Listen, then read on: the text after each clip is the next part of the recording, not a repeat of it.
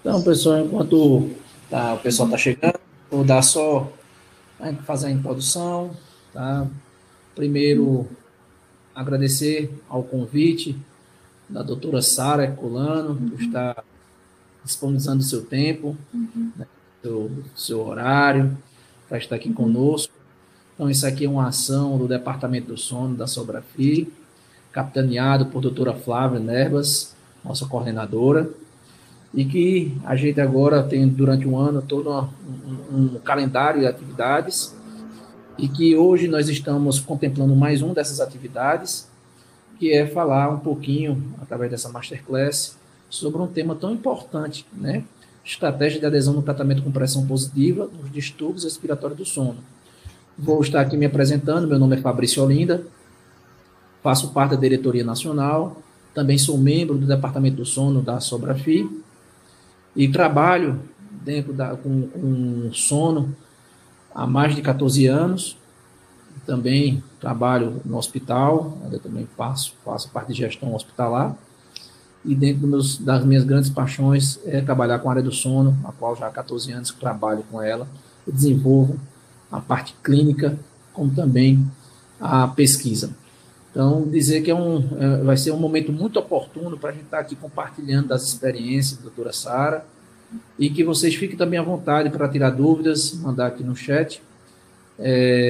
Então, vou passar a palavra para a doutora Sara. A doutora Sara é doutora em ciências, epidemiologia, medicina do sono pela INCOR, especialização em fisioterapia cardiorrespiratória pelo INCOR, e pesquisadora colaboradora também do Laboratório do Sono, e fisioterapeuta da UTI do Hospital COR. Então, doutora, fique à vontade para estar aqui compartilhando conosco esse seu tempo, suas experiências, e ao final a gente abre o espaço também para dúvidas, perguntas que porventura surjam, tá? Muito obrigado mais uma vez, doutora. Tá ok, muito obrigada, Fabrício, pela apresentação, né? Em primeiro lugar, gostaria de agradecer, né, ao Departamento do Sono da Sobrafi pelo convite, né? É uma honra, né, estar falando sobre esse tema, né, que, como já foi falado, é super importante, né? E, dando início um pouquinho a essa masterclass, né, primeiro eu queria falar um pouquinho sobre a apneia obstrutiva do sono, que dentre dos distúrbios respiratórios, né, é o mais comum, é que a gente vai se deparar mais no nosso dia a dia, né? Então, eu queria falar um pouquinho primeiro sobre isso para contextualizar, né? Então, aqui, né, nesse esquema, nessa primeira imagem, nós vemos aqui, ó, um paciente, né, uma pessoa com uma respiração normal, né, com a patência da via aérea superior e do fluxo aéreo. Já na segunda imagem, nós temos aí uma obstrução parcial da via aérea superior, né, que é chamado de hipopneia, que é quando ocorre uma redução ali de pelo menos 30% do fluxo aéreo, né? E na terceira imagem, nós temos a apneia, né, que é a obstrução da via aérea superior em pelo menos 90%, né? E o diagnóstico e a gravidade da apneia obstrutiva do sono, ela se dá pelo número de eventos, né? As hipopneias e as apneias, né? Claro, nós temos também muitos outros eventos, como a apneia central, hipopneia central, a apneia mista, né? Mas o manejo em relação à terapia de pressão positiva, ela é muito similar em todos esses distúrbios que requerem, né, o uso do CPAP, né? Em relação a esses eventos, né, eles vão gerar o que para a gente? Né? O IAH, que é o índice de apneia e hipopneia, né? Que ele é medido por hora de sono, né? Que conseguimos ver no exame de polissonografia, né? Aonde de 0 a 5 nós temos uma apneia normal, né? Uma apneia normal não, né? É a normalidade, né? De 5 a 15, uma apneia leve, de 15 a 30, né? Uma apneia do sono moderada, e acima de 30 eventos por hora, nós temos uma apneia obstrutiva do sono grave, né? E quando a gente fala de apneia obstrutiva do sono, nós estamos falando de uma doença que ela é prevalente, né? Altamente prevalente, e alguns estudos já mostraram isso, né, como um estudo realizado em 1993, né, um estudo populacional que foi realizado em Wisconsin, que avaliou 602 homens e mulheres, né, com idade entre 30 e 60 anos, com polissonografia noturna, e a apneia obstrutiva do sono, ela foi observada em 4% das mulheres e 9% dos homens, quando considerado um IAH maior ou igual a 15 eventos por hora de sono, né? Então, ou seja, quando considerou uma apneia do sono moderada. Né? E em 2010 foi realizado um estudo populacional em São Paulo, né, onde foram avaliados aí, né, onde foi avaliada uma população maior de 1.042 homens e mulheres, né, com idade entre 20 e 80 anos, também com polissonografia noturna, né? E a apneia obstrutiva do sono, ela foi observada em 10% das mulheres e 25% dos homens, também quando considerado o IAH maior ou igual a 15 eventos por hora de sono. E já existem outros estudos também mostrando essa prevalência alta da apneia obstrutiva do sono na população adulta, né? E uma vez que esse paciente ele é diagnosticado, né, nós temos que tratar esse paciente, né? E aqui eu dividi de uma maneira um pouco mais didática, dividi de 3 formas para um melhor entendimento, né? Que existem basicamente 3 tipos de tratamentos para apneia do sono. Seria o tratamento conservador, o tratamento cirúrgico e o tratamento clínico, né? Não nessa ordem, né, de importância ou de escolha, né? Eu falo um pouco sobre o tratamento conservador, que ele se dá, né, a partir de orientações, né? A higiene do sono, né? Orientando sempre a ter uma rotina, né, em relação ao horário, de acordar, de levantar, evitar cafeína antes de dormir, evitar também tela, né? Celular, telefone, tablet, TV, né? Antes de dormir, porque isso pode inibir a produção de melatonina e prejudicar o seu sono, perda de peso e atividade física, também porque, né, a gente sabe que a obesidade é o maior risco para a apneia obstrutiva do sono, né? Então, tentar perder peso e atividade física pode ser que melhore isso, né? Quando a gente fala de tratamento conservador, né? Evitar a ingestão de bebidas alcoólicas, se possível, evitar medicamentos sedativos. Alguns medicamentos podem levar, né, ao relaxamento da via aérea superior, né? O que pode ocasionar um colapso. E também dormir em decúbito lateral, né? O decúbito lateral, né, as vias aéreas, elas tendem a ficar mais estáveis e menos propensas ao colapso, né? E existem também, né, os tratamentos cirúrgicos, são basicamente cirurgias nasais, os procedimentos cirúrgicos na região da língua, cirurgia de avanço mandibular, principalmente para aqueles pacientes que são retrognatas, né? E temos também o tratamento clínico, né, que é o foco da aula de hoje, né, em relação à pressão positiva.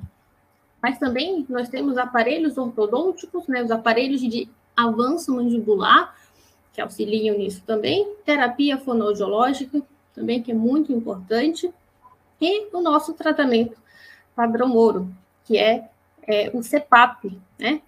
Mas o que seria esse tratamento com pressão positiva, né? O que seria o CPAP, né? Ele é um tratamento que foi descrito por Sullivan, né, em 1981, e a ideia-chave era que o CPAP, quando é que é aplicado por uma máscara nasal, funcionasse como uma espécie de tala pneumática, né, capaz de manter a via aérea superior aberta, né, empurrando o palato mole anteriormente e evitando, assim, o colapso, né? E o que, na teoria, pode parecer simples, não, é só colocar uma máscara, a garganta vai abrir, vai respirar bem, né? Só que não é tão simples assim. A gente sabe que fazer o paciente se adaptar a dormir com uma máscara, né, que está jogando ali uma pressão para dentro da sua via aérea, leva um tempo. Não é todo mundo que vai ter essa adaptação muito rápida, né? E, na verdade, quando a gente fala de adaptação, o que é a adaptação ao tratamento?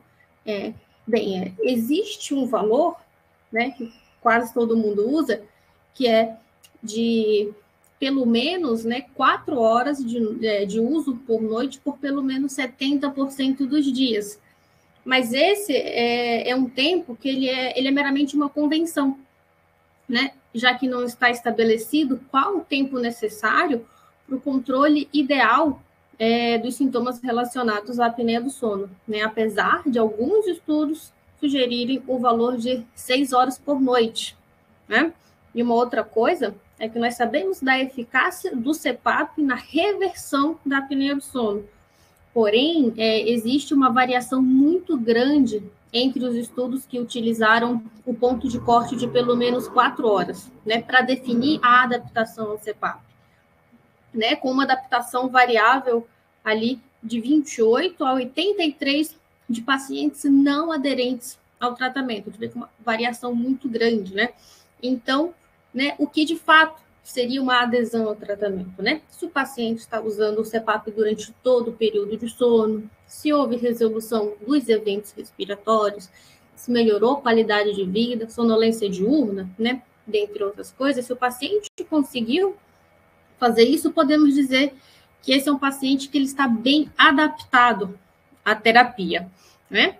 Então, nós vamos indicar esse tratamento, né, para os nossos pacientes, o CPAP, né, tratamento padrão ouro, e logo, assim de cara, nós vamos conseguir observar alguns preditores de adesão ao tratamento, né?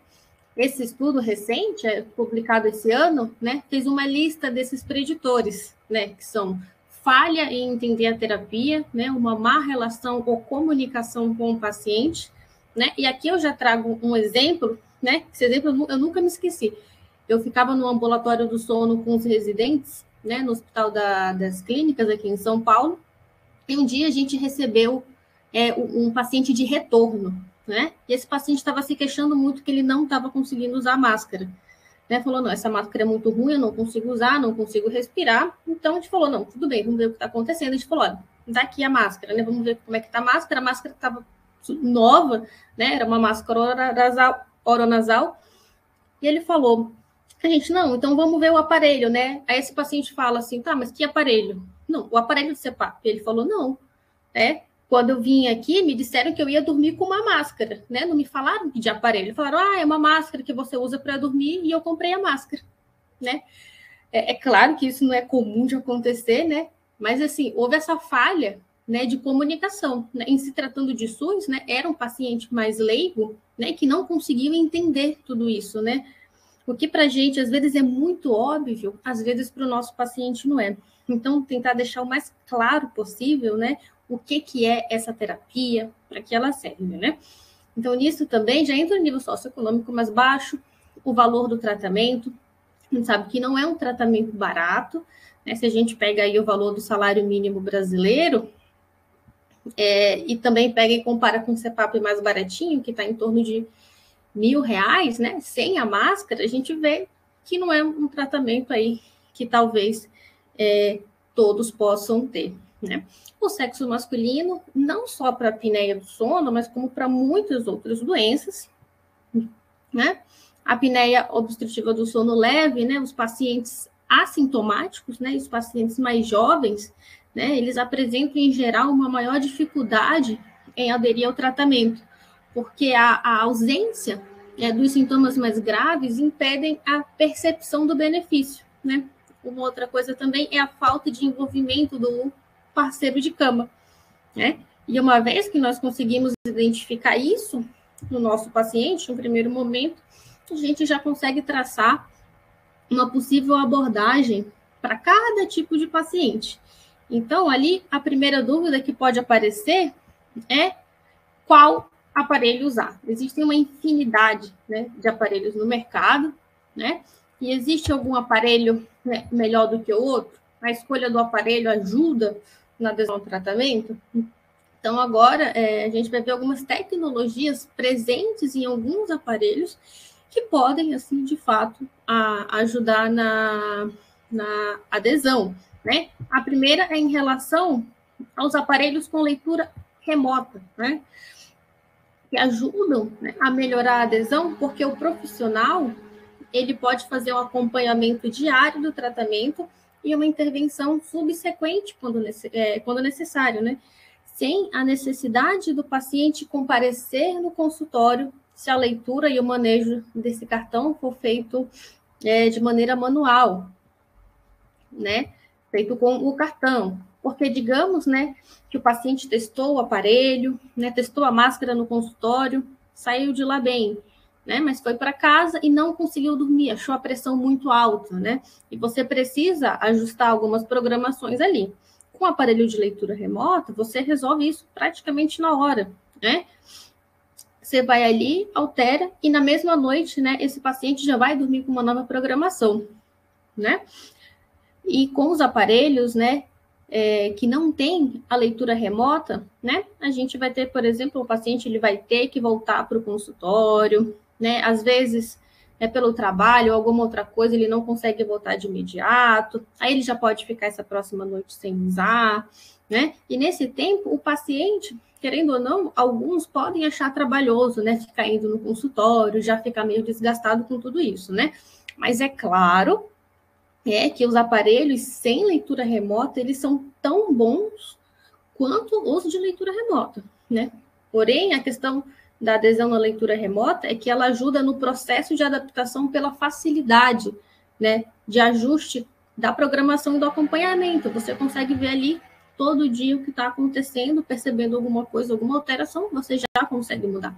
E isso pode ajudar, sim, na adaptação, né? Um outro aspecto em relação aos aparelhos é em relação, né, eu vou tratar esse meu aparelho com fixo, né, ou automático, né? Será que eu, se eu tratar com automático, né, vai melhorar a adesão? Existe alguma superioridade, né, de um em relação ao outro, né? Isso, claro, quando o CPAP do paciente ele possui essa tecnologia. São aparelhos mais caros, né? Então, às vezes, o nosso paciente não vai ter nem essa escolha, né?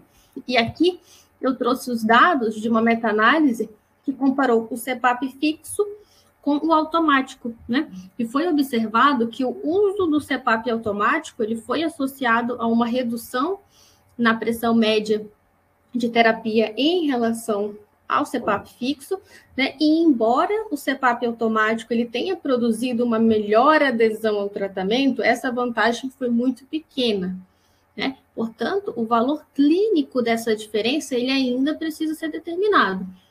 Além disso, o estudo mais longo dessa meta-análise foi de 6 meses. Assim, digamos que o CPAP automático ele pode ter melhorado a adesão do paciente a um curto prazo. E a eficácia a longo prazo, né, do CPAP automático, ela não foi estabelecida e precisa ser estudada. Um outro achado desse estudo foi que os pacientes preferiram o CPAP automático ao fixo.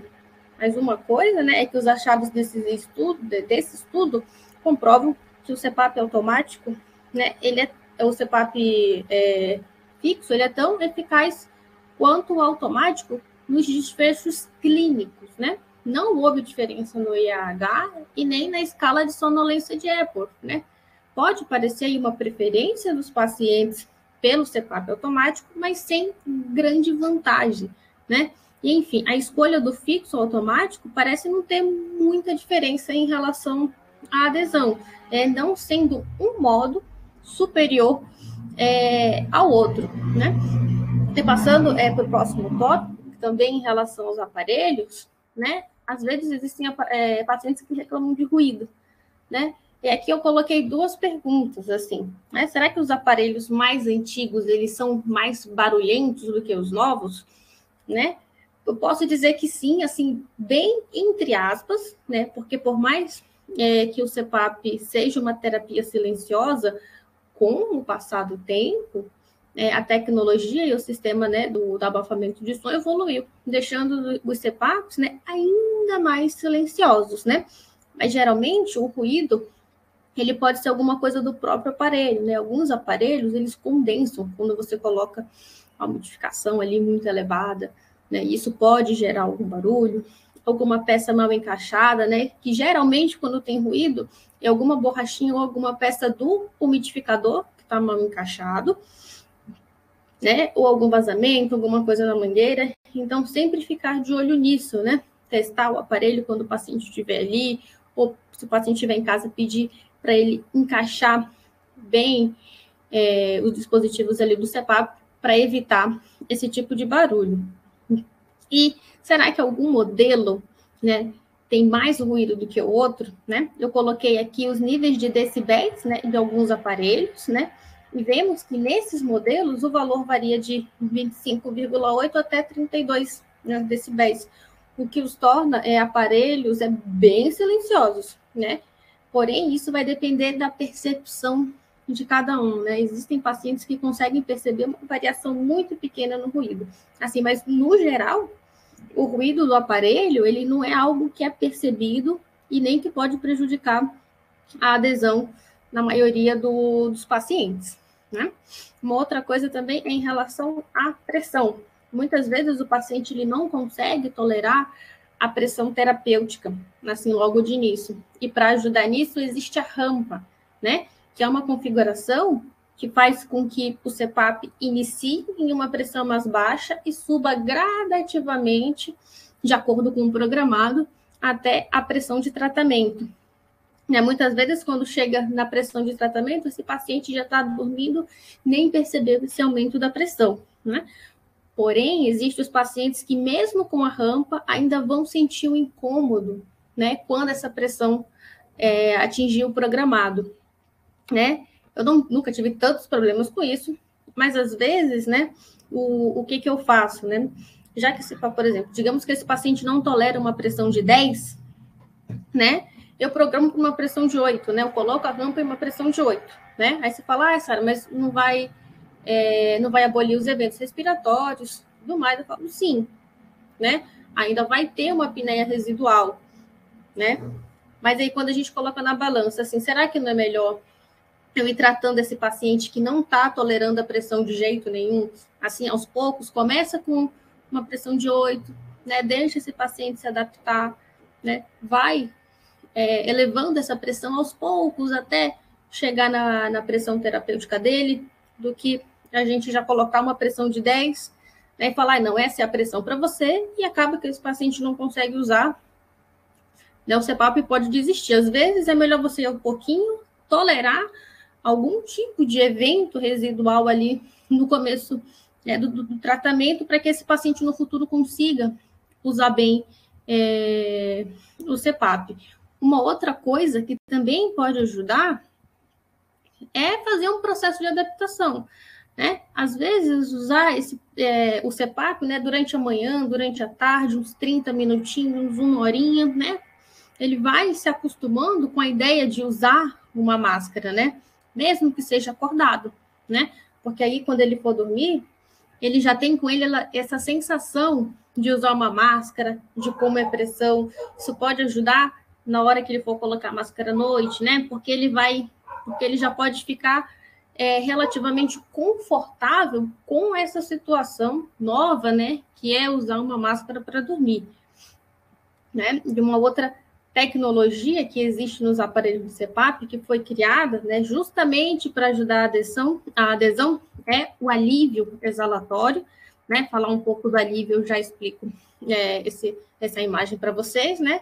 Que o que seria o alívio, né? Ele foi criado para ajudar na adesão, né? Ele ocasiona uma redução da pressão no momento da exalação, né? Porque para inspirar é tranquilo, a gente está respirando ali no sentido da pressão, mas para exalar, a gente tem que exalar contra essa mesma pressão, e isso, teoricamente, pode causar um desconforto, né? E aqui nessa imagem, a gente consegue ver o comportamento da pressão de acordo com o programado, né? Aqui o CPAP, né, se mantendo contínuo, né, obviamente. Aqui o CPAP automático, o autopap, né, que ele vai variando a pressão, né, dentro do que é programado, mas de acordo com a necessidade. Isso vai depender também do algoritmo do aparelho, né? O BiPAP, que é o bilevel, onde você coloca uma pressão ins e uma pressão ex, e o alívio respiratório. Aqui está a Ceflex, né? Que esse é o nome dado para o alívio respiratório da Respironics, né? Cada empresa, digamos assim, né, colocou um nome ali para o seu tipo de alívio. E aqui nessa imagem, ó, cadê aqui? como é que esse alívio ele deve funcionar, né? O alívio, para ele ser eficaz, ele deve acabar, ó, aqui, ó, antes do final da exalação, porque o momento mais suscetível de colapsamento da via aérea superior é justamente entre a fase exalatória de um ciclo respiratório para a fase inspiratória de outro ciclo. Então, no começo da ins, né, a pressão já deve estar restabelecida, né? E aqui a gente entra num ponto, assim, que assim, ainda não existem estudos sobre isso, né? Existem alguns estudos de bancada, né? Inclusive está acontecendo um estudo sobre isso no INCOR, que está avaliando se realmente essa pressão ela retorna para a pressão terapêutica antes do início dessa transição. Né? Tem um médico que está estudando isso e ele tem observado, né, que às vezes essa pressão ela retorna ali durante a inspiração, né? E isso estaria aumentando o evento residual. Né? Não é um dado publicado, é um estudo ainda de bancada, mas aí já levanta, a gente já fica com uma pulga atrás da orelha, né, em relação a esse recurso, né, que é o alívio. Né? Mas, assim, isso ajuda na adesão ou não? Né? Existe um estudo, né, que foi uma revisão feita pelo Instituto Crocane, né, que encontrou aqui, ó, 9 ensaios randomizados, totalizando um N de 609 pacientes, com duração de 2 a 24 semanas, né, que comparou a pressão fixa de CPAP com e sem alívio exalatório, e observaram que o aumento da adesão foi muito pequeno, né? Aqui, ó, representando apenas 8 minutos por noite aqui de aumento de tempo de uso do CPAP, né? Embora o conceito pareça assim plausível, não há evidências que sugerem que o alívio seja uma modificação que melhore significativamente a adesão, né? Pode valer a pena tentar, né, em pacientes que já iniciaram a terapia, mas que ainda estão apresentando uma grande dificuldade, né, em tolerar essa pressão, né? E agora, deixando um pouquinho de lado sobre, né, o CPAP, o aparelho, e agora falando um pouco também do que provavelmente é um dos pontos mais importantes para a adesão à terapia, que é o tipo de máscara, né? Basicamente, né, nós vamos nos deparar com 2 tipos de máscara, que é a máscara nasal, e quando eu falo máscara nasal, né, eu incluo aí pílula, almofada, ou a nasal, né, que fica ao redor do nariz, e as máscaras oronasais, né, que pegam nariz e boca. A escolha da máscara, né, como eu falei, na minha opinião, é um passo super importante, né, para uma boa adesão ao tratamento, né? Porque se você não se sentir minimamente confortável com a máscara, você pode estar com o aparelho mais tecnológico que existe, assim, o top de linha do mercado, que você pode não conseguir usar. Por isso, é importante uma adaptação de máscara em consultório, né? Experimentar várias máscaras, experimenta uma nasal, uma almofada, uma pílula, né? Ver qual que é o tamanho que é melhor para você. Geralmente, os consultórios que fazem adaptação de CPAP têm uma cama, né? Uma maca, deitar, virar de um lado para o outro, ver como é que se sente com essa máscara, né? E se isso não for possível, né? Eu também já trabalhei no SUS, né? Muitos pacientes do SUS, a gente não tem como fazer uma consulta ali de adaptação. Às vezes a gente só orienta, né, a compra, né? E às vezes eu sempre falo para optar pela compra, né, quando não for possível isso, e de uma máscara que no kit já vem, né, pelo menos os 3 tamanhos PMG, né, que de certa forma isso reduz as chances de você comprar alguma máscara que não vai servir, né? Aí você escolhe melhor o tamanho para o seu rosto, né? Geralmente nos sites onde vende a máscara tem as medidas, né, para você ver com o seu rosto, mas o paciente, assim, na minha experiência, o paciente, eu nunca vi um paciente que conseguiu entender, né, essas medidas, né, conseguir medir no rosto, tudo mais, né? Aí você fala, né, mas a máscara é cara, eu não quero, eu vou, né, comprar o melhor aparelho aqui que tem, porque vai me ajudar, e a máscara eu vou comprar mais barata, né? Então, se for para investir em alguma coisa, né, que seja na máscara, né? Você compra o aparelho mais barato que tiver, né, e investe na máscara que você se sentiu mais confortável. Porque o CPAP, ele, assim, a grosso modo, ele vai fazer a mesma coisa, né? O que vai mudar são as tecnologias presentes em alguns modelos, mas, digamos, o grosso ali, de uma forma chula falando, né? Todo o CPAP vai fazer, que é entregar a pressão para abrir a via aérea superior, né? Mas existe, então, né, alguma máscara que é melhor do que a outra, né, alguma máscara que ajuda na adaptação, né? E a maioria dos estudos mostram que a máscara nasal promove uma maior adaptação ao tratamento, né? Aqui nós temos um estudo publicado pela doutora Rafaela Andrade, né, fisioterapeuta, também fez o doutorado lá no Laboratório do Sono do INCOR, né, onde ela mostrou que, em comparação com a máscara nasal, a máscara oronasal frequentemente requer níveis maiores de CPAP e está associada a um maior IAH residual, né, e a uma menor adesão ao tratamento, né? E por que provavelmente isso acontece, né? Tem essa imagem aqui no trabalho dela e a gente pode ver aqui nessa figura A, né, o mecanismo aqui de apneia do sono, né, uma obstrução da via aérea. Na figura P, como é o funcionamento do CPAP, né, quando aplicado pela via nasal, né, como eu mostrei anteriormente, né, dessa forma mantendo a via aérea superior aberta.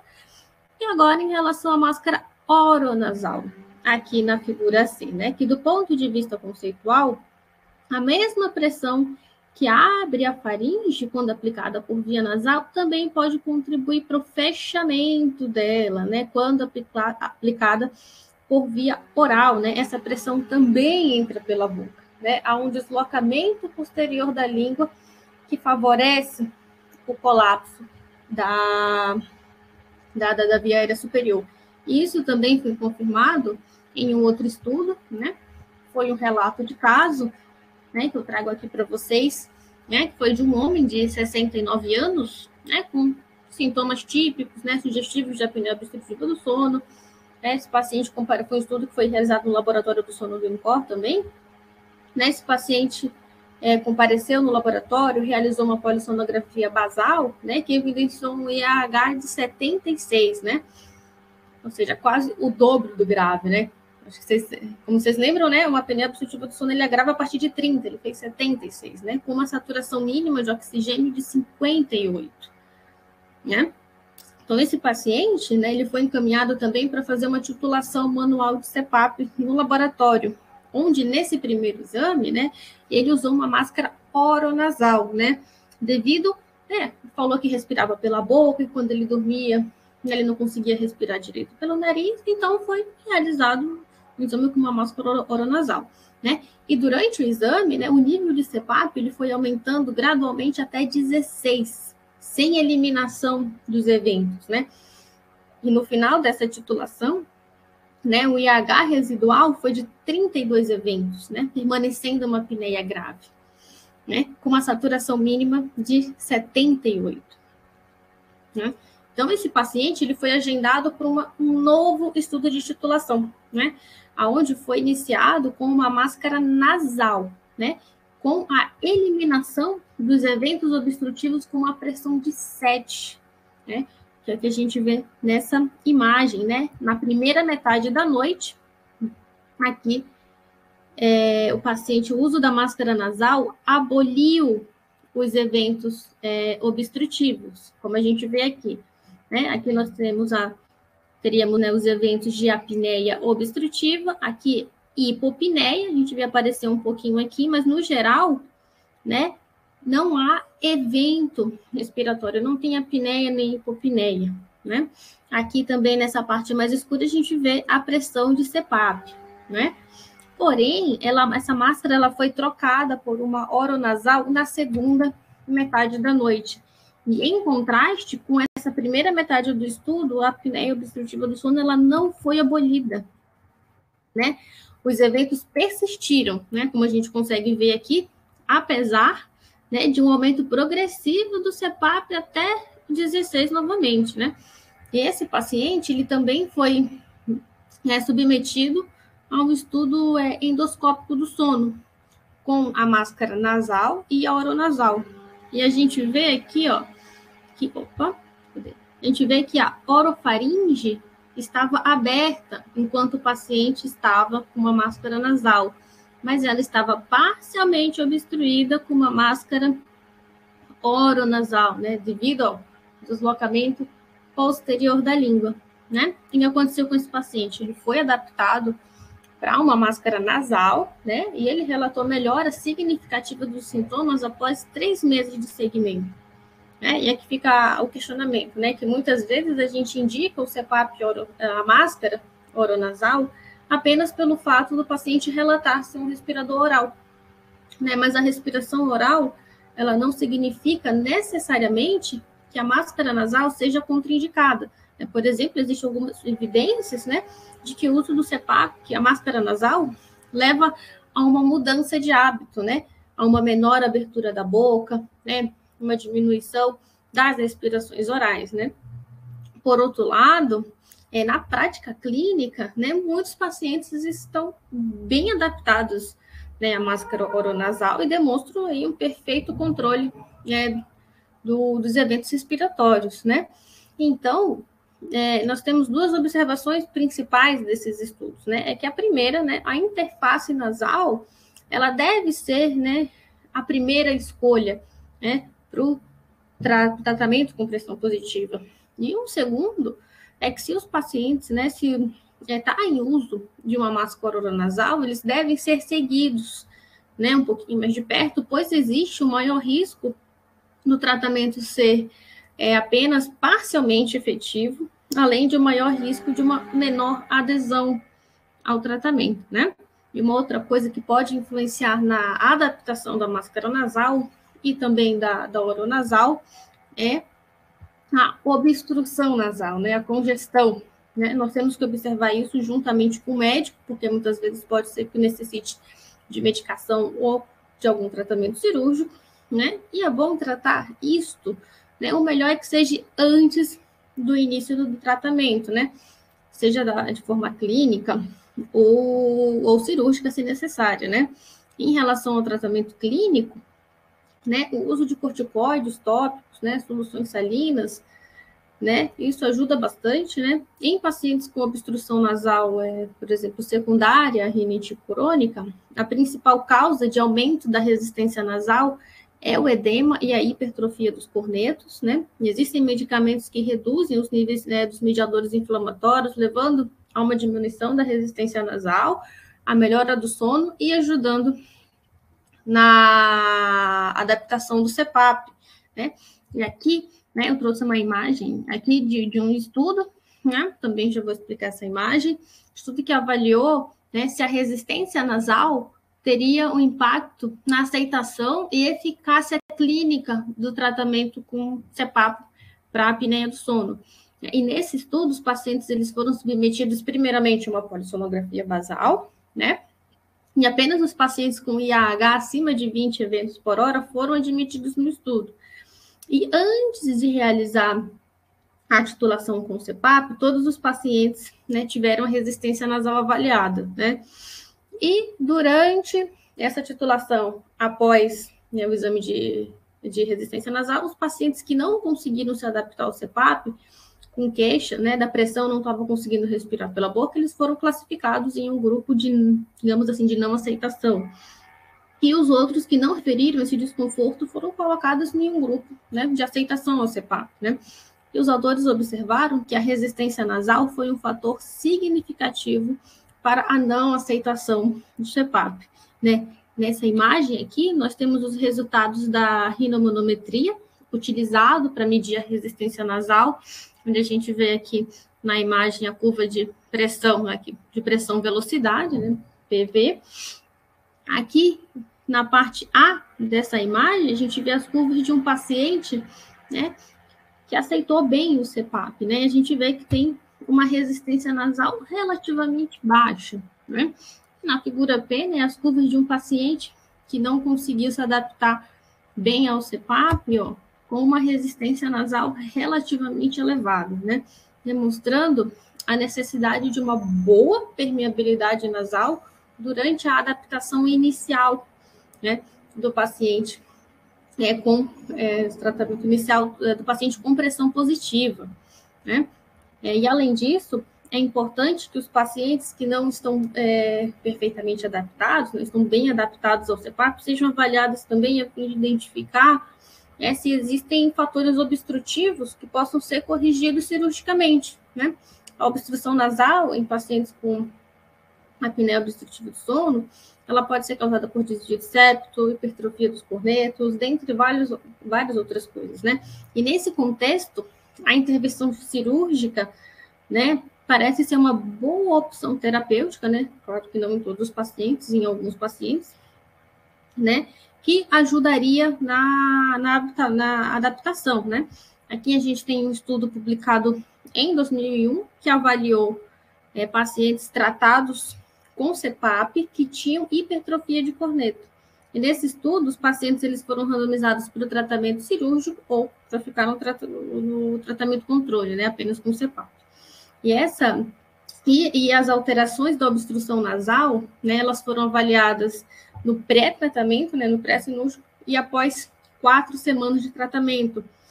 Como nós vemos nessa imagem, aqui, ó, os pacientes do grupo controle, aqui, com os valores pré e pós, né? Também vemos aqui o valor de P sem significância estatística em relação à aderência, em relação à adesão, né? Não houve diferença, mas quando a gente pega aqui os pacientes do grupo intervenção, os pacientes que foram tratados cirurgicamente, a gente consegue ver aqui um valor de P de 0,007, né? Que mostra que a adesão ao CPAP teve uma melhora, né, estatisticamente significativa nos pacientes tratados, né, em relação àqueles pacientes que permaneceram usando apenas o CPAP, né? Uma outra coisa que pode ajudar na obstrução e na sensação, digamos, de boca seca, garganta seca, né, é uma boa umidificação, porque o ar seco, ele causa irritação na mucosa nasal e nas vias respiratórias, o que faz com que elas fiquem inchadas, né, e dificultem a passagem de ar. Enquanto a umidade, ela diminui o ressecamento e essa irritação, e deixa as vias respiratórias mais propícias, né, para a passagem de ar. E, geralmente, a umidificação do CPAP, né, ela é indicada principalmente para quem mora em regiões, né, com clima mais seco, né, como o caso aqui em São Paulo, né, dependendo da época do ano, fica até mais seco ainda, né, e para quem utiliza uma pressão de tratamento muito elevada. Aqui eu trago um outro estudo, foi um estudo de 2019, que teve como objetivo comparar a eficácia e a tolerância do CPAP, né, com ou sem umidificação aquecida, né. Nesse estudo eles usaram o termo START, né, que é a tecnologia de umidificação da Pichon Paykel, né, e mostrou que a umidificação ajuda a diminuir o desconforto do nariz e da garganta, né, como a gente consegue ver nessa imagem, né, um P de 0,02, né, mas esses efeitos, eles não se traduziram numa melhor adesão, né, não foi observado isso nesse trabalho, né, o que vai de encontro com os dados do estudo Crocane, do grupo de estudos Crocane, né, que encontrou, aqui, ó, 6 ensaios randomizados, totalizando um N de 277 pacientes, com duração de 3 a 12 semanas, né, que comparou o uso da umidificação ou não, onde houve apenas assim, um pequeno aumento no uso do aparelho, né, só 22 minutos. Né? Uma outra coisa que também pode acontecer durante, né, esse processo de adaptação, né, é vazamento de ar, né? E uma primeira coisa que eu já falo, né, é em relação à máscara, né? Aí entra tudo que eu disse sobre escolher bem a máscara, né? Porque se ela não tiver adequada no rosto, isso pode causar algum vazamento, né? A máscara de CPAP, ela também precisa ser limpa, né? Por mais que a gente oriente, tem muita gente que não limpa a máscara, né? E a oleosidade acumulada na máscara, ela pode, né, interferir no uso e causar algum vazamento, né?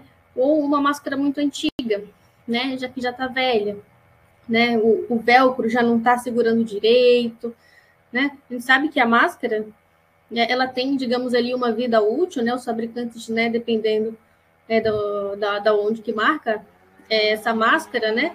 Eles dão ali uma vida útil de 6 meses, 1 ano, né? ou um pouquinho mais de 1 ano se ela for bem cuidada.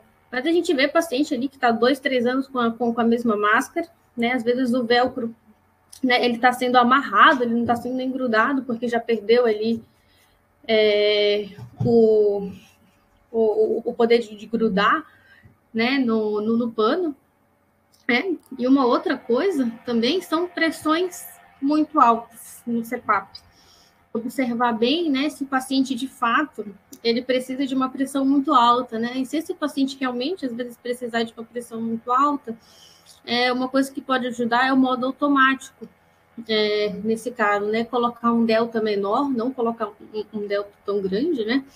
Porque aí a pressão não necessariamente vai ficar o tempo todo elevado, né? Apenas quando necessário. Isso pode ajudar esse paciente a tolerar mais a pressão, né?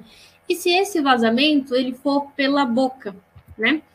Uma coisa que pode ser feita, né, é trabalhar em conjunto com a fonoaudiologia, né? Às vezes a musculatura da via aérea superior ela está flácida, né? Precisa ser fortalecida, né, um pouco mais, né? Existem trabalhos ainda mostrando que a fonoterapia, além de ajudar no fortalecimento da musculatura da via aérea superior, ela também reduz o IAH, né? Uma outra coisa também que, assim, é meio controverso, mas, né, vamos ver, né, que é em relação à queixeira, né? Se esse paciente também, né, respira pela boca, com a boca aberta ali, né, com vazamento de ar, né? Não existem estudos avaliando isso, né? Mas alguns pacientes parece que podem se beneficiar disso, né? Porém, uma coisa a se pensar é que a queixeira, né, dependendo do formato que ela é colocada, do modelo, ela pode empurrar a mandíbula para trás, estreitar a via aérea superior, né? Que pode gerar evento residual, gerar alguma limitação de fluxo. Então, nos pacientes que a queixeira possa ser indicada, né, avaliar de perto também a leitura do CPAP, para ver como é que estão os eventos respiratórios, né? Existem pacientes também que não vão querer usar, né? Não é tão aceito assim, pelo menos na minha experiência, porque os pacientes já estão dormindo com a máscara e vai colocar mais uma coisa no rosto, geralmente não é bem aceito, né? E além, assim, de aparelhos, de máscaras, né? O processo de adaptação ainda conta com uma etapa, né? Que é fundamental, né? Que é o segmento, né? Telemedicina, o engajamento desse paciente para fazer a terapia, né? Nós precisamos fazer o segmento dos nossos pacientes, né? Vários estudos mostram que o segmento ele melhora a adaptação ao CPAP, né? Eu trouxe esse estudo para mostrar um pouco sobre isso, né? Foi um estudo que avaliou a adesão ao CPAP em 6 meses, né? Em pacientes que receberam somente a terapia com CPAP ou CPAP e um acompanhamento, que eles chamaram ali de aprimoramento motivacional, né? Com foco na educação e solução de problemas técnicos, né? Relacionados à apneia do sono e ao CPAP, né? E o grupo que recebeu o acompanhamento, né, o CPAP mais acompanhamento, mostrou melhores resultados em relação à adesão, como mostra nessa imagem, né? Aqui a gente consegue ver, né, o grupo que recebeu o acompanhamento, aqui em rosa, e em azul, o grupo que recebeu apenas o CPAP, né? Cada pontinho aqui, né, representa uma adesão média, né, num período de 7 dias, né? A gente vê também aqui como as visitas foram feitas, né? Sendo essas visitas presenciais marcadas em F, né, que ocorreram no início do acompanhamento, e as visitas por telefone, né, que são marcadas aqui em P, que ocorreram no decorrer dos 6 meses e que foram, né, sendo espaçadas, né?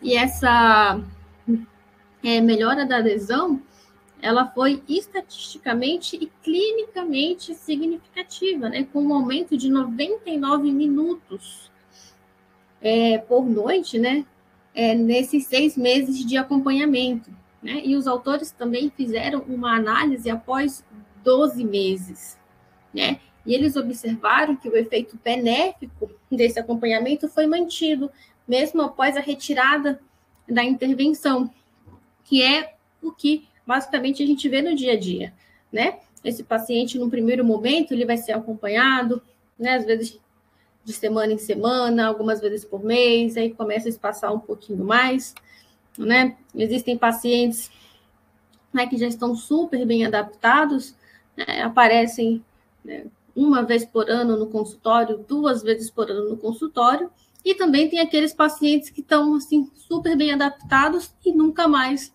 aparecem no consultório, né? Também porque, assim, como está super bem, ele não vê a necessidade de voltar, né? O que deveria voltar também, né? A gente vê se está tudo ok, como é que está a máscara, pressão, né? Assim como a gente faz com cardiologia, pneumo, tantas outras áreas, né? Que a gente tem que ter um retorno maior, né? E assim, eu digo assim, que por último, assim, mas não menos importante, né? Eu trago aqui uns estudos para a gente pensar um pouquinho sobre eles, né? E um dos estudos aqui que eu trago foi o SAVE, né? Um grande estudo, né? Há uns anos atrás foi publicado esse estudo que ia mostrar se o uso do CPAP realmente prevenia eventos cardiovasculares, né? Para a gente mostrar para os nossos pacientes, para todo mundo, olha aí, ó, o CPAP é bom, previne evento cardiovascular. Né? Foi um estudo enorme, e um dos objetivos, né, como eu disse, foi ver se o tratamento com CPAP previne evento cardiovascular, né? Foram 2.717 pacientes ali com idade entre 45 e 75 anos, com apneia moderada grave, né? Com doença coronariana ou cerebrovascular, né? Eles foram randomizados para receber o tratamento com CPAP, junto dos cuidados habituais, ou apenas os cuidados habituais, né? Sem a terapia de pressão positiva. E após um acompanhamento médio de 3,7 anos, o CPAP, ele realmente reduziu significativamente o ronco, né? Sonolência diurna, melhorou a qualidade de vida. Porém, né, esses foram os resultados do estudo em relação ao desfecho clínico, né, e não houve diferença entre os grupos no desfecho cardiovascular, né? Então, puxa, o CPAP não ajuda a prevenir evento cardíaco, né? Um soco na nossa cara, né? Mas aí você vai olhar a duração média do uso do CPAP, né, nesse estudo, que foi de apenas 3,3 horas por noite, né? Então, esses achados, eles podem, talvez, refletir uma duração insuficiente, né, de uso do CPAP, né? Esse tempo de CPAP, ele pode não ser adequado para prevenir evento cardiovascular, porque foi feita uma análise, também uma análise pré-especificada, né, de score de propensão, de 561 pacientes que usaram o CPAP por mais de 4 horas, né, que foram comparados com o grupo controle. Foi observado que o risco de evento cerebrovascular, né, foi significativamente menor no grupo com CPAP, né? E naquela época também tinha um outro estudo em andamento que ia avaliar também desfecho cardiovascular, que foi o estudo ISAC, né?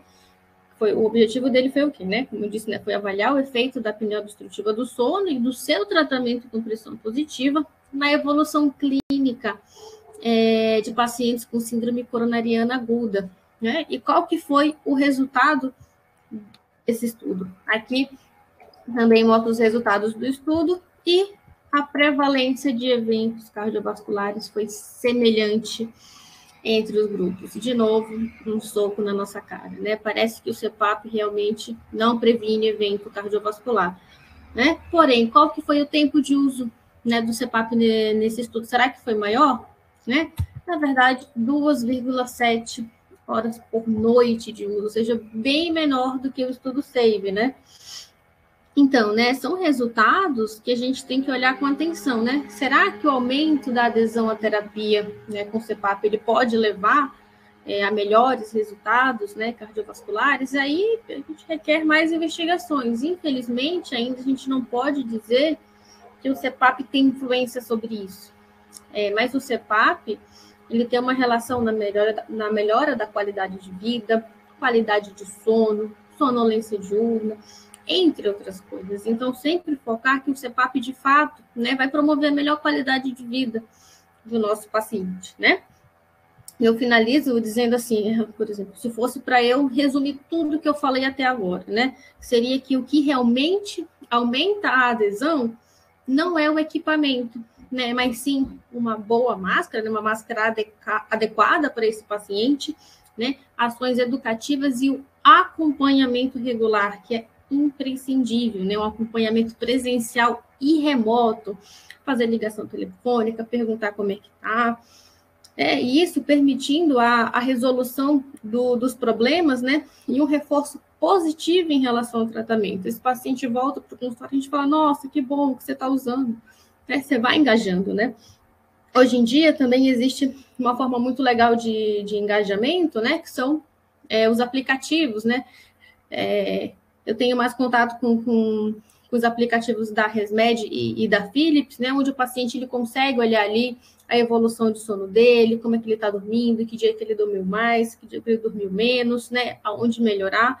A gente vê que isso funciona, né, como se fosse o smartwatch que tem aquela meta de passos, né, o paciente ele se sente engajado ali, né. Nos aparelhos da ResMed que a gente vê, né, que quando tem fuga ou tem alguma apneia que a carinha fica vermelhinha, né, o paciente fala, nossa, como é que ficou vermelhinha, né, vou tentar melhorar o uso para a carinha ficar verde amanhã, né, então a gente vê que isso tudo, né, todo esse engajamento e acompanhamento do paciente ajuda muito nesse processo de adaptação, né. Eu queria agradecer mais uma vez ao convite da Sobrafir, né, agradecer a todo mundo que está presente, né, que pegou esse tempinho aí dessa segunda noite para escutar um pouco sobre a adesão ao tratamento com pressão positiva, né? Muito obrigada. Parabéns, Sara, pela excelente explanação. Quem teve a oportunidade de assistir, uma grande revisão, né? Na verdade, você trouxe uma revisão, um estudo da arte de todos os tópicos que a gente entende como cruciais para a melhor adesão dos pacientes, não só trazendo elas, mas também trazendo um pouquinho do estudo da arte, né? Trazendo a justificativa científica para ela. Então, parabenizar por essa bela explanação. Paralelamente, eu queria perguntar a quem está nos assistindo, se alguém tem dúvida, fique à vontade para colocar as suas dúvidas. Até o momento não apareceu nenhuma pergunta, eu acho que todos estão muito bem satisfeitos, mas se porventura ficar, também nós temos espaço para perguntas. Enquanto isso, eu só vou trazer alguns pontos, tá, Sara, para a gente também discutir um pouquinho, né? Eu acho que foi brilhante, como falei, a questão da adesão, a gente é importante falar o quanto ela, no seu início, é importante a gente estar acompanhando, porque ela prediz o sucesso, né? E aí a literatura, ela fala, principalmente nos 4 primeiros dias, tem alguns artigos que mostram que esses 4 primeiros dias vão dizer os 2 meses seguintes. E aí outra literatura fala que as 4 primeiras semanas vai dizer as 6 semanas, os 6 meses, e assim sucessivamente. O que a gente quer dizer? Principalmente no início, né? No início desse processo, estar próximo, né? O profissional, o fisioterapeuta, estar junto desse paciente. E aí você bem colocou, as tecnologias, elas nos favorecem, né? Algumas nos favorecem no sentido de aproximar, mesmo estando à distância, sem a necessidade do paciente ele estar necessariamente buscando o seu consultório toda hora, desde que ele tenha essas tecnologias que nos favoreçam, porque vai fazer com que a gente esteja distante, mas próximo ao mesmo tempo, né? Então, isso facilita muito esse processo. Então, é o primeiro assim, ponto a ser discutido para que todos que estão nos assistindo falar. Nós temos que usar essas ferramentas da tecnologia a nosso favor. Então, fazer com que essas primeiras semanas sejam fundamentais, porque às vezes o primeiro dia pode ser o motivo para ele, o motivo decisão para dizer, não quero mais. Até porque, queira ou não queira, eu sempre parto do pressuposto que não é uma coisa agradável, né? Então, eu já fiz uso não como paciente, mas como curioso, que eu acho que é importante, todos que nós trabalhamos, utilizar, testar, botar, sentir, passar 1 hora, passar 2 horas, para a gente sentir essa percepção e ter a empatia da percepção e passar com mais sensibilidade, né, ao nosso paciente. Então, naturalmente, eu uso óculos, eu acho que a Sara usa também um óculos, né? Então, na primeira vez que a gente botou um óculos, que é muito mais simples, a gente estranhou. Então, imagina agora uma pessoa está tendo que usar uma máscara no rosto, seja ela qual seja o seu modelo, almofada, nasal ou orofacial, ele vai estranhar. Então, é importante, e veja aí, a Sara, nesse pouco tempo, quantos itens ela falou que podem ajudar na adesão. Umidificação, rampa, né, tanta coisa que a gente poderia estar falando, a própria máscara, vazamento, fuga. Então, veja, e o paciente, por mais que você tenha passado uma informação, foi muito boa seu exemplo de um paciente, né?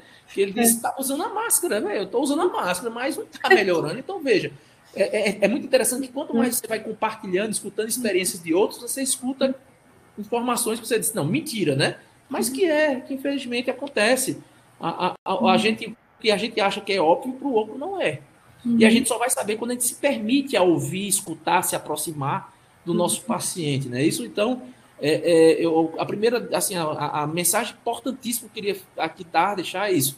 Estejam próximos, principalmente nas primeiras semanas, né? Nos primeiros dias, nas primeiras semanas. Naturalmente, esse paciente, à medida que você vai ajustando esses processos, você vai desmamando, né? Vai acompanhando mais distante, se colocando à disposição sempre. Eu acho que esse é o diferencial da gente em relação a outras profissões, a esse segmento. É o fisioterapeuta que geralmente vai estar mais próximo desse paciente.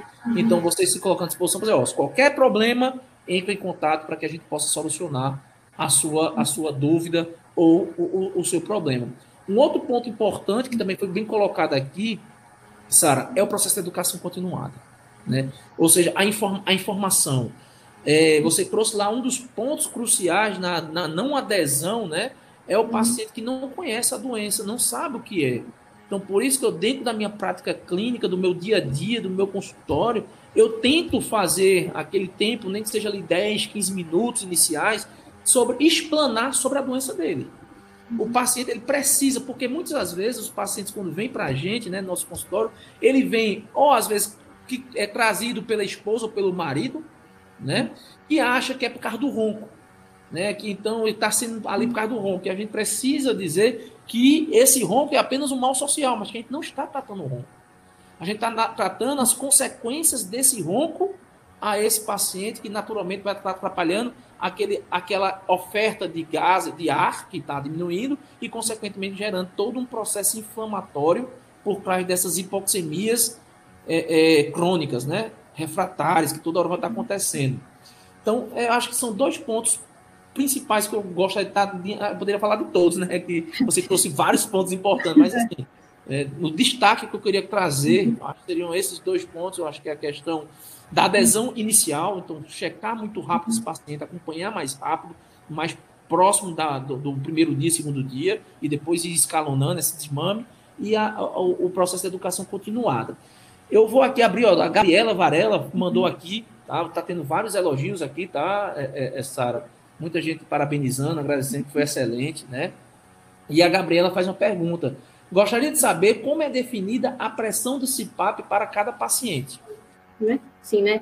Essa questão também é muito interessante, porque é uma questão que é uma questão que mudou, né, ao longo do tempo. Antigamente, como é que a gente fazia para ver qual era a pressão ideal para o paciente? A gente fazia o exame de titulação, né? Então, era necessário que 2 exames, o exame basal, que você diagnosticava o paciente, e depois fazia o exame de titulação com o CPAP, né, que é onde você ia achar a menor pressão, né, que abolisse todos os eventos respiratórios.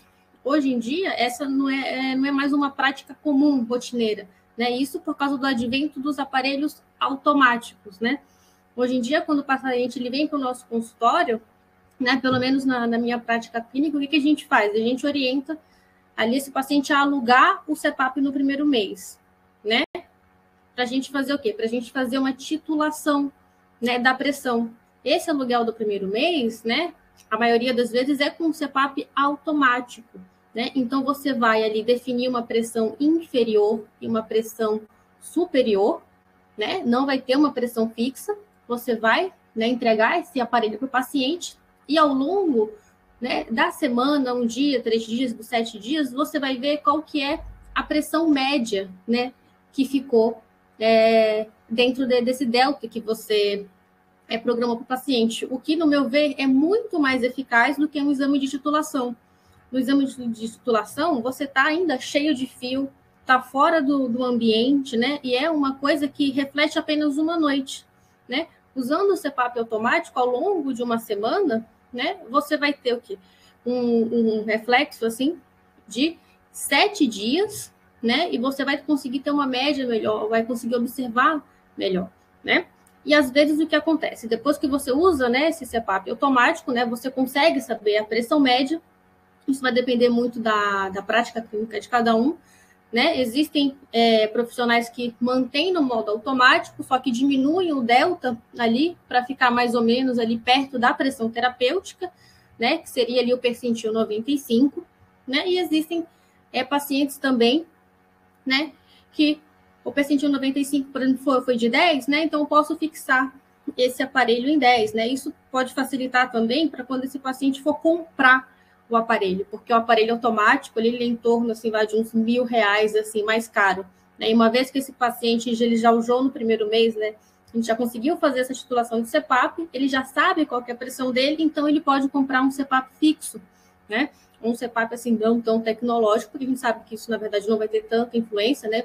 Todo o CPAP é bom, e ele vai conseguir se adaptar muito bem, né? Então, hoje em dia, né, o que é feito, né, na maioria dos lugares, é a titulação em uma semana com o CPAP automático.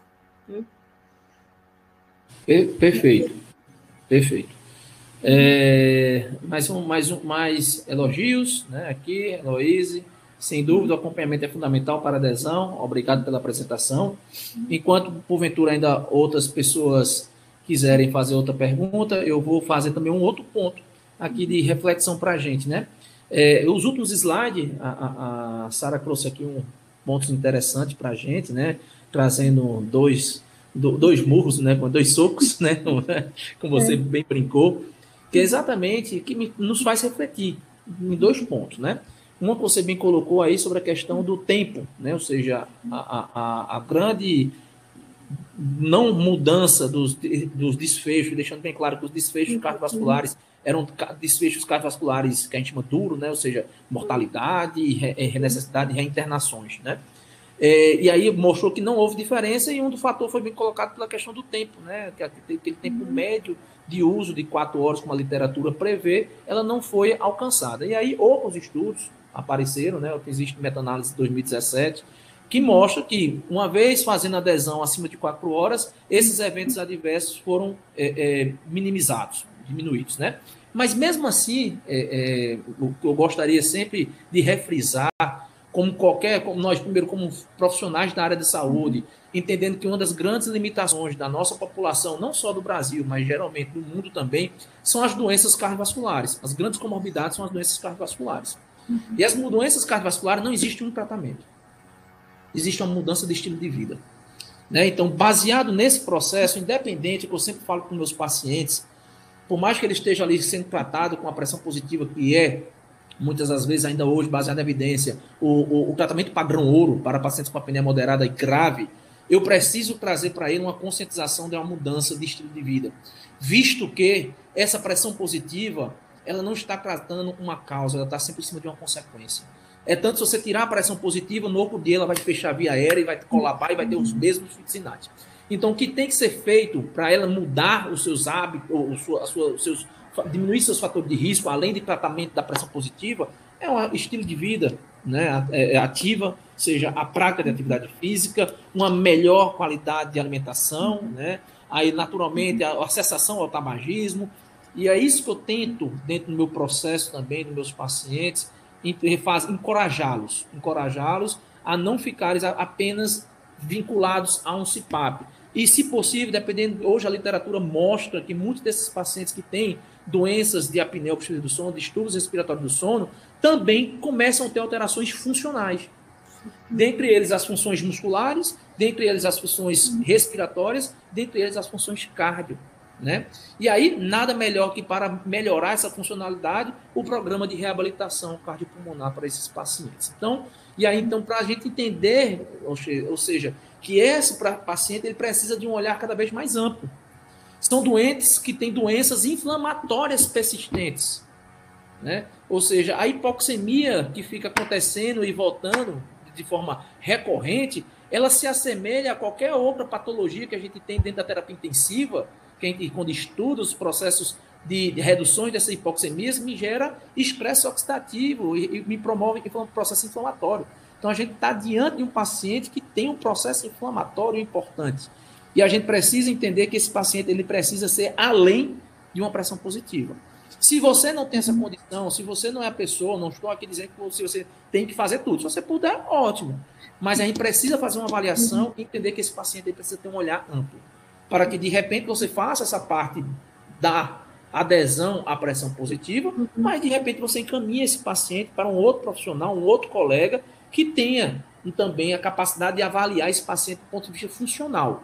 Como eu falei, função muscular periférica, função muscular respiratória, função cardíaca, para que eles, de repente, se beneficiem de programas de reabilitação. E aí a gente poderia falar treinamento muscular respiratório, treinamento muscular periférico, treinamento aeróbico, que estariam associados também à pressão positiva.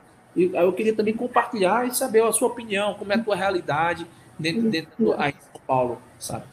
Em relação ao que você falou, né, que não é só, né, a terapia de pressão positiva, eu concordo com você, né, e eu falo também da minha tese de doutorado, né, minha tese de doutorado, o que era? Eu avaliava se o uso da pressão positiva, né, ele estava associado ao ganho de peso, né, porque antigamente, o que se pensava, né, você usa o CPAP, você vai perder peso, né, porque você vai melhorar a sonolência diurna, você vai ficar mais disposto durante o dia, e isso vai melhorar na questão de perda de peso, né?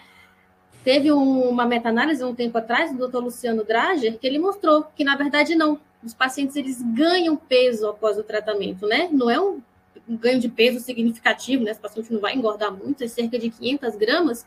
E na minha tese de doutorado, a gente observou que, provavelmente, esse ganho de peso é em relação a líquido, né? Essa pressão positiva, ela pode ocasionar um pouco mais de líquido, né? Mas, assim, eu enxergo também, na hora de eu escrever a tese, eu enxergo isso de uma outra maneira, né? Não é que o CPAP leva ao ganho de peso, né? É que o CPAP, ele tem que estar associado, né, com alteração da sua vida, né? Você tem que perder peso, você tem que ter uma dieta melhor, uma alimentação melhor, que muitas vezes, né, o CPAP era vendido como, você usa o CPAP, vai melhorar, você vai perder peso, usa o CPAP é milagroso, né? Só resolveu tudo, né? Resolveu tudo, assim, até eu quero usar o CPAP, né? Mas não, né, o CPAP, ele serve, né, ele é muito importante, mas ele tem que estar inserido dentro de um contexto, né, de uma mudança de realidade, né, para esse paciente, né? Fazer atividade física, perder peso, né? Que é um conjunto, né? Não é só uma terapia, né?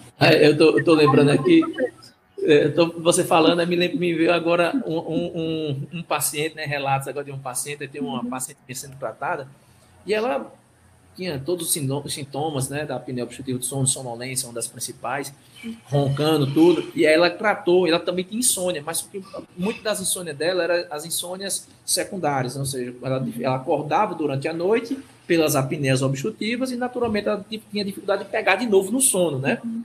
E o esposo dela, ele era uma pessoa, não tinha nenhum sinais e sintomas relacionados à apneia obstrutiva do sono, só que ele tinha insônia, mas insônia primária, por outros fatores. E aí, como você disse, o CPAP é milagroso, né?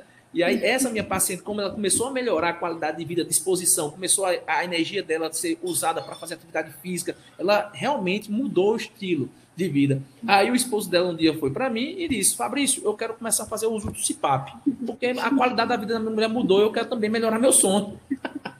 Eu disse, calma. Você tem aí, comecei a fazer a anamnese dele, e naquele momento ele não tinha nenhum sinais e sintomas. Mesmo assim, eu sugeri ele fazer a avaliação clínica através de exames, polissonografia, para identificar, mas você vê exatamente o entendimento que nele O sono da paciente melhorou, da esposa dele melhorou de forma significativa, que ele queria trazer para ele aquele aparelho para melhorar a qualidade de vida dele. Não, mas isso daí isso é muito verdade, né? Mesmo em relação a parceiros de cama, né? A gente vê, às vezes, que não é o paciente que procura, né? É o parceiro de cama que procura. Porque o paciente não dorme porque tem a apneia e fica acordando, e o parceiro também não dorme porque fica o ronco e ele acorda preocupado com o parceiro que está acordando. Né? Então, a gente vê, quando você coloca o CPAP, você acaba que trata duas pessoas, né? O paciente mesmo e melhora a qualidade de sono, né, do parceiro de cama, né? Tem trabalhos justamente avaliando isso, né? A qualidade de sono do parceiro de cama, né? De quem tem apneia. Perfeito. Na verdade, quem tem essas experiências de ou vivenciar paciente ou quem tem a sua própria história, sabe o quanto que é modificador de qualidade de vida, né? O quanto a gente consegue restabelecer essa qualidade de vida. É o que eu sempre falo para meus pacientes. Eu quero canalizar, uma vez tratando você, eu quero que você saia canalizado com essa energia para você usar agora para aquilo que você de repente não tem mais disposição, né? Então, aqueles preconceitos que se acha, né? Uma pessoa que tem índice de massa corpórea elevado é porque ele é preguiçoso, né? Não entende o metabolismo, o que está acontecendo por tudo ali, e que às vezes a própria apneia esteja também associado a esse processo e que não garante com sono reparador que a pessoa tem energia. Né? Então, eu já trabalho, quando eu estou trabalhando com esse paciente, já fico trabalhando nessa perspectiva de a sua qualidade energética, não só de sono, vai ser revigorada. E eu quero que a partir daí você também já canalize as suas outras possibilidades de melhorar, como eu sempre falo, eu foco muito, sabe, Sara, sobre essa mudança de estilo de vida. E aí o paciente se sentir isso do profissional, pô, ele fica mais engajado do que aquele profissional que chega, olha, que é o CPAP, tem que usar, acabou, né? Se o paciente você tem esse vínculo com o paciente sente, nossa, né? O doutor aqui, ele tá, né, engajado a tratar, então eu vou mostrar para ele que eu consigo fazer isso, né? Isso, como você falou, no começo é imprescindível, porque vai dizer, né, essa adesão no futuro.